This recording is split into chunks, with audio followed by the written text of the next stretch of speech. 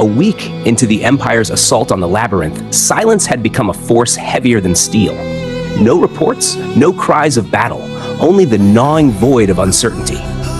Caligulio, commander of the armored division, stared at the empty communications feed, feeling a dread that no number of soldiers could banish.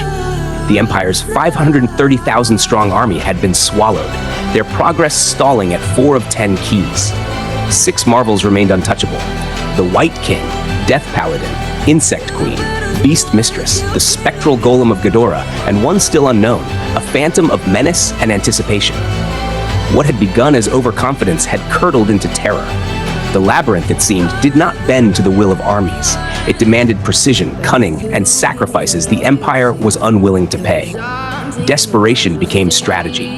Mass assaults had failed, and now Caligulio resolved to send 100 elite champions, A rank and higher, legends in their own right, each capable of waging a war by themselves. Major General Minitz, polished, disciplined, and merciless, would lead them.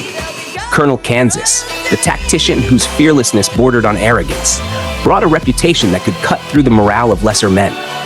Among them were Lucius, the fusionist, with the capacity to turn a pebble into a miniature nuclear blast, and Raymond, a combatant who could master any weapon, any style, instantaneously. Addressing the group, Caligulio's words rang with the hollow certainty of authority. You must defeat these so-called 10 marvels. The Demon Lord must be taken down. And yet, the Empire's finest marched into a tomb already sealed. Unknown to all, the battle was over before it began. Every soldier inside had perished. Rimuru, watching from the command screens, allowed a rare, small smile. The Empire had overextended. Their forces, now reduced to a fraction, were small enough for the Western nations to handle, yet pride and training made them blind to the trap laid before them. The labyrinth had its own rules, crueler than any general's decree. Lucius and Raymond, otherworlders drawn into the armored division under the guise of Imperial loyalty, had goals far more personal than conquest. They sought answers, closure for the friends lost in the earlier waves, Shinji, Mark, and Gen, whose fates were whispered in fear and rumor. Their path was harrowing. Dropped onto floor 59, faced with gauntlets of lasers, sonic cannons, poison gas, and relentless attack golems engineered with reverse ancient tech. Raymond's shield became a bulwark against death itself, while Lucius unleashed detonations that carved through the labyrinth's defenses. Each victory buying them precious seconds of survival. Food was scarce, traps unyielding, and Caligulio's prototype resurrection necklaces, a pale imitation of Ramirez's true magic, offered little comfort. Then the impossible. At the foot of the stairs where hope had long been abandoned, Shinji, Mark, and Gen awaited, alive. And towering above them, Ghidorah's voice resonated from his colossal golem, calm yet imposing. Will you listen to what I have to say?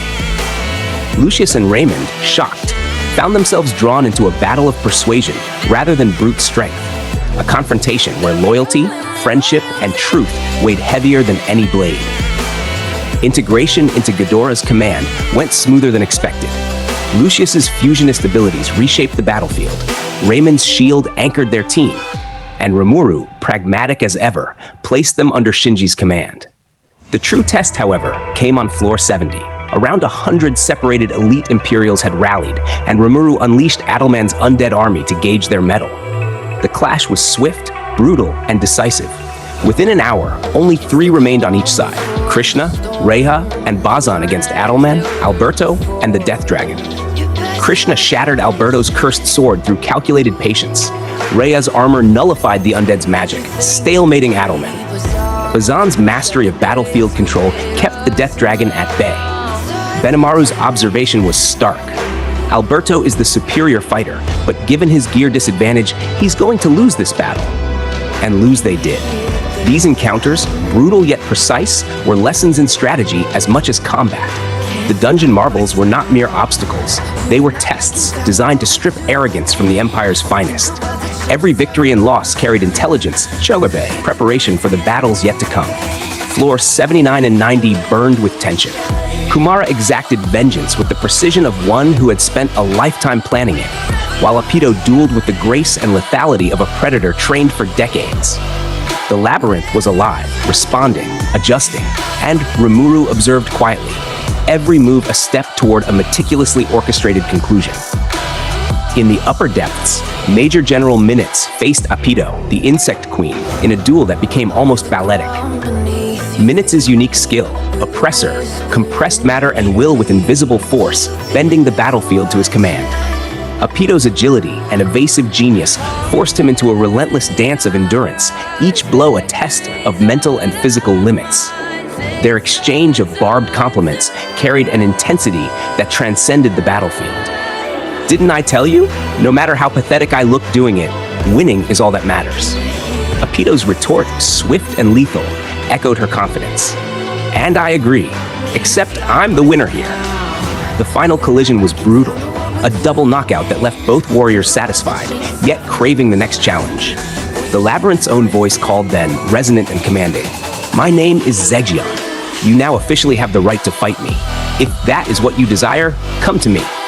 Minitz stepped forward, leaving behind one of the most exhilarating fights of his career for an even greater test. Kumara's confrontation with Kanzis, the architect of her childhood trauma, was a clash of past, pride, and power.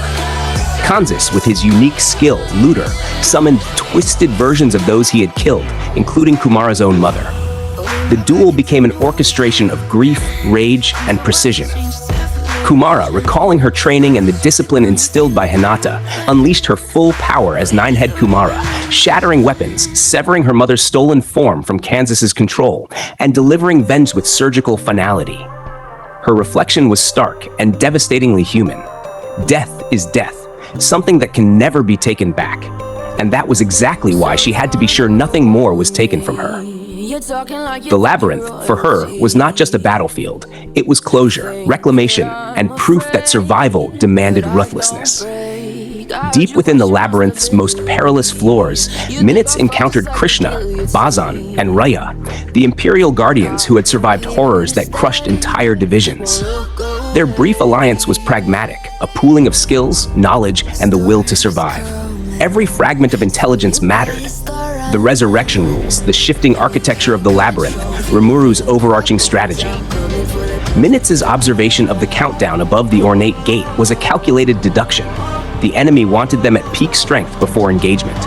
And when the doors swung open, revealing a black wasteland of corpses, the scale of the challenge crystallized.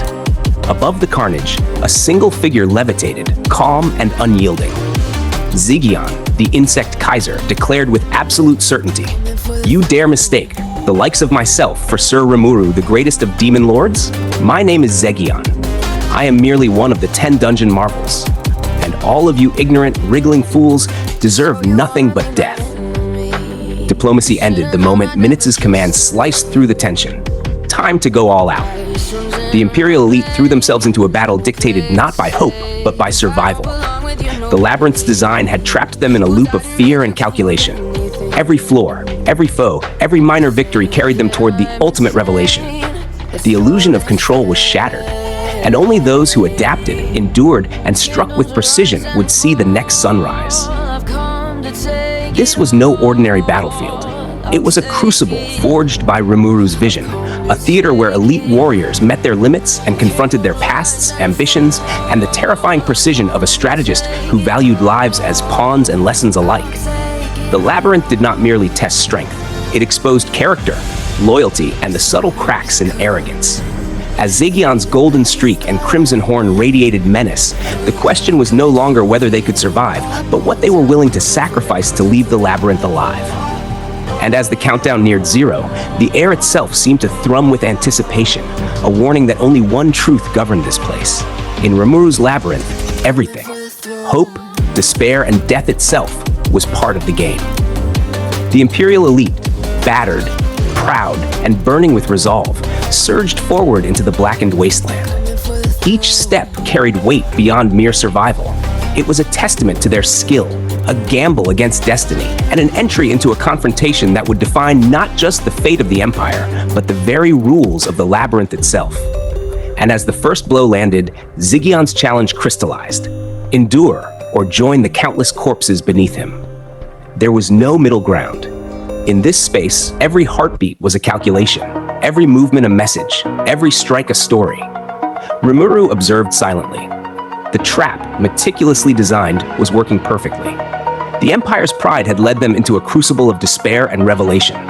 The labyrinth, alive with danger, strategy, and consequence, had claimed its due, but the story was far from over. As the elite clashed with Zegion, every viewer must lean in, because in this game of life and death, every detail matters, every decision resonates, and the consequences are absolute.